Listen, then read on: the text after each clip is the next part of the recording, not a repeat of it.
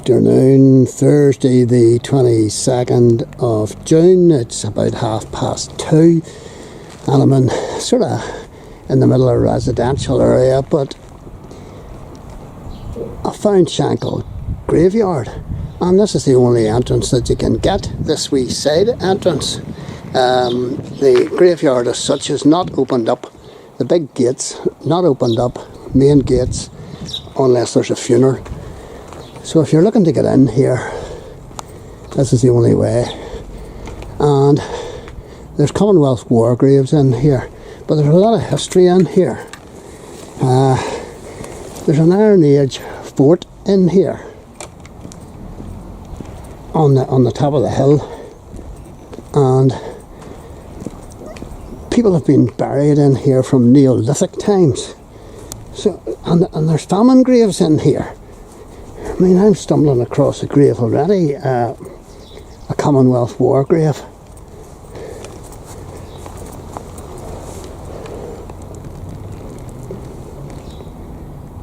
From 1943. Royal Ulster Rifles, Airborne. But I'm looking for a specific grave here. And this is the Brownlow. If I'm not much mistaken, this is the Brownlow mausoleum. And we'll take a wee look at it. But I'm not looking for it. I'm looking for something else. There's a lot of really, really old graves in here. And I haven't really got time to check them out. I'll have to come back.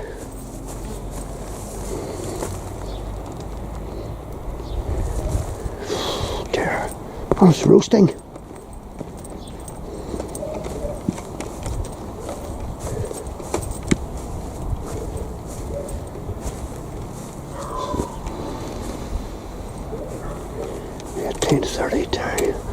So this is the, oh, what? Here lieth the body of Blanche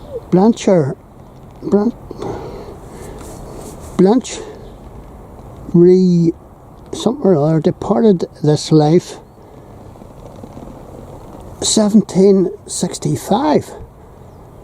Oh my goodness gracious. My son.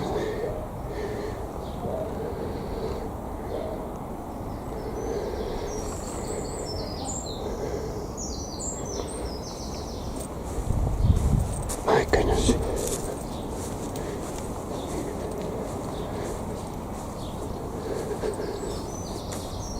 (1822). What does it say? The remains of the family of Brownlow. Elizabeth, the most noble family of Abercorn, the illustrious widow of William, who died 1737, took care to build this tomb as a monument of her affection. He did not require the honour of a tomb, who by his own design and almost at his own expense raised a grand temple dedicated to Christ and was constantly present at public worship.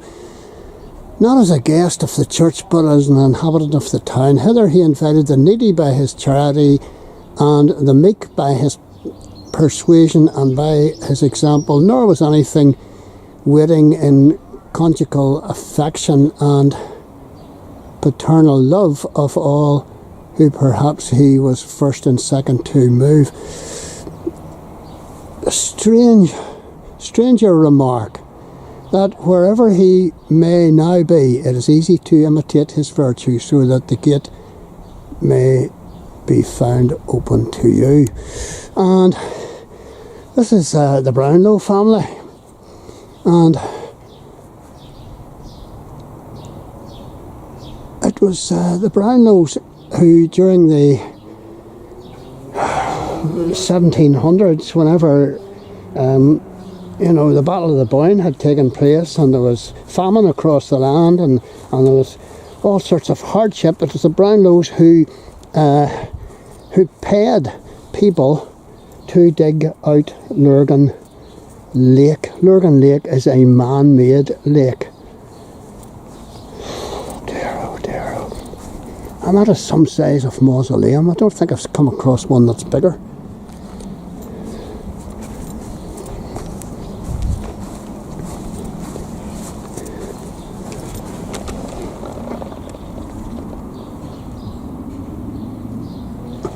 Can't read that. But I'm looking for a particular grave. Oh, it's near yew trees. There's plenty of yew trees. And some of these graves are in danger of falling down. And there's the grave I'm looking for. This one here, folks.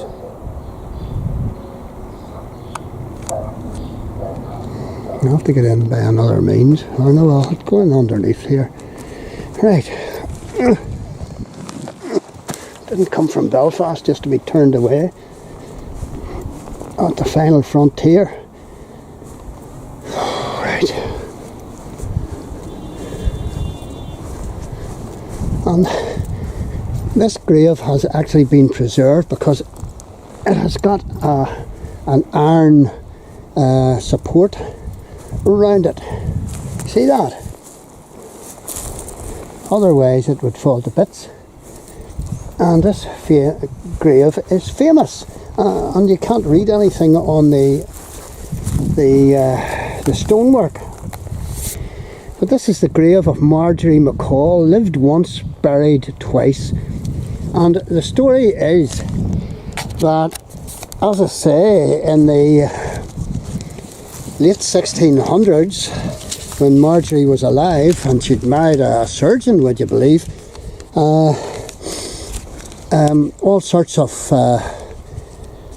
cholera and dysentery and you know, fever came across the land, and unfortunately Marjorie succumbed. I think it was in 1705, and I'm just getting my notes here because I don't want to get it wrong.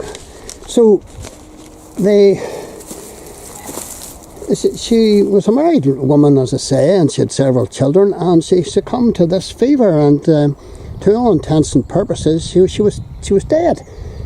And bodies normally swell up whenever they've got the fever, and hers did. So they couldn't get the expensive ring that was on her finger. They couldn't remove it without you know, cutting it off. But they didn't want to do that, so they left it there. She was buried with her expensive ring on. And the local bodies got to hear about this through word of mouth, and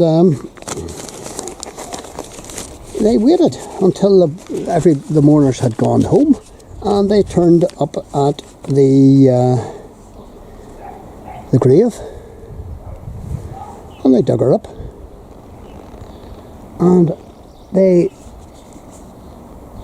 started to cut her finger off because they couldn't get the ring off. And this was in 1705, I believe. And whenever they drew blood, she began to revive, and obviously the cutting of blood and encouraged the movement of blood around her body, and she revived. And the grave robbers, I mean, this was a common practice back in those days, they were called Renaissance men.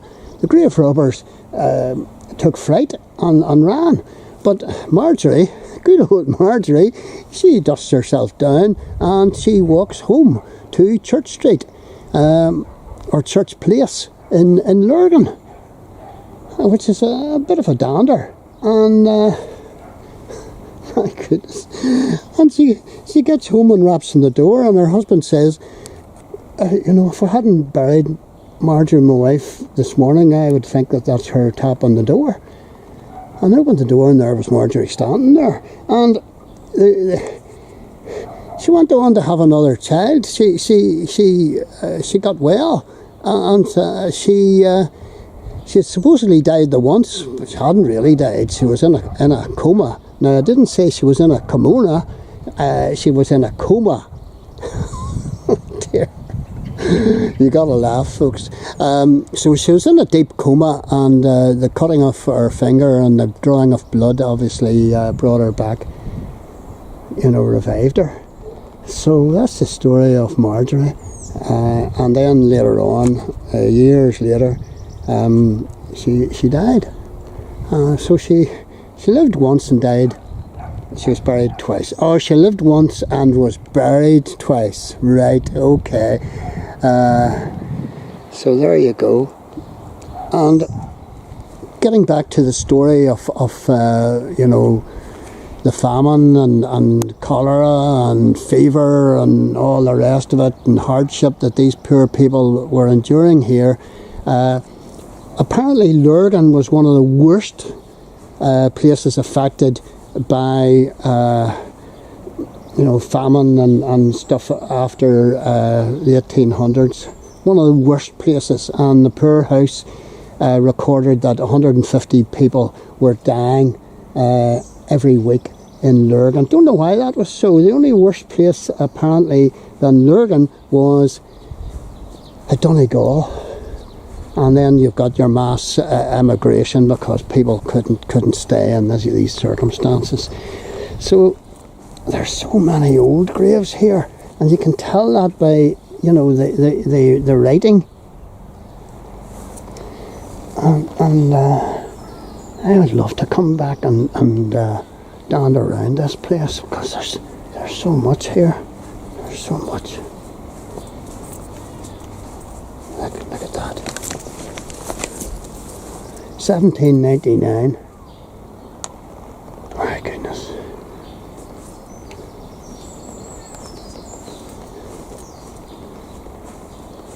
So that's the story of Marjorie. Died once, buried twice, and she's in beside the Brownlow mausoleum, if anybody wants to find it.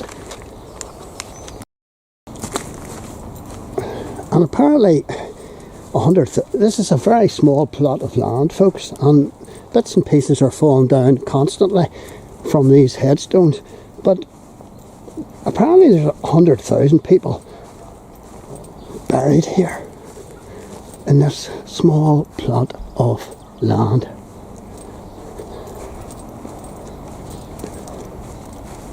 There's another war grave.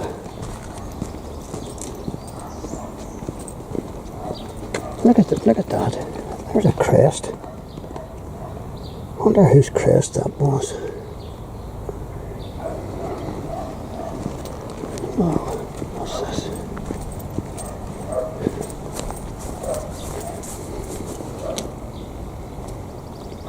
Departed this life 1775. 1746 is another one. Somebody's showing that up a wee bit. Oh, this place is absolutely amazing for history. Royal Irish Regiment, W.T. Irwin, Lance Corporal, age 19. Absolutely shocking. But anyway, I will come back here. I will come back here, because this place is coming down with stuff.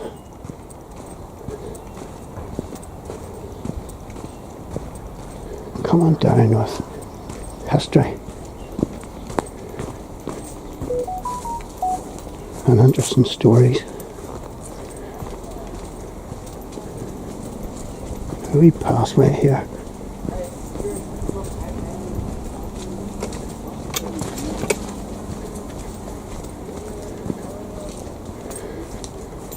Oh dear, how do I get out of here?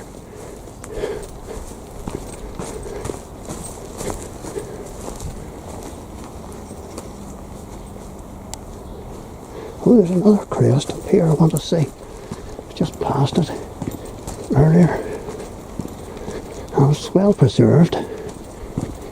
Look at this this for a crest? It's one of the best preserved crests I've ever seen. That's a helmet and a knight.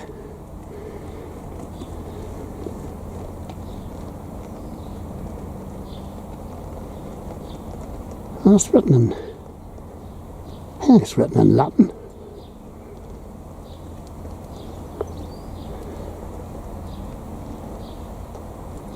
I can't see the date on it. It says December, I don't know. If somebody can translate that for me, it would be very helpful. Oh dear, I must look up the internet and see what it says about Lurgan Cemetery.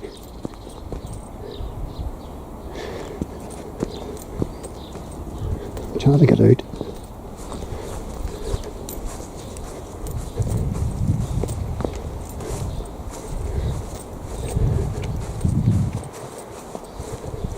What a find.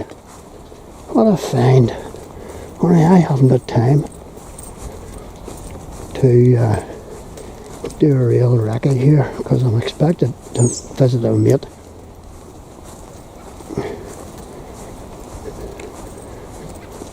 Oh dear, oh dear.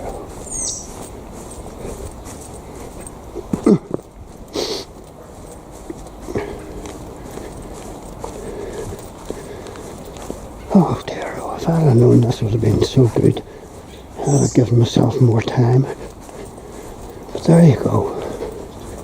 Come and check it out for yourself, folks. And remember, come into this wee side gate beside this quaint wee cottage, which in itself must be hundreds of years old, because you'll not get in by the main gate. Okie doke.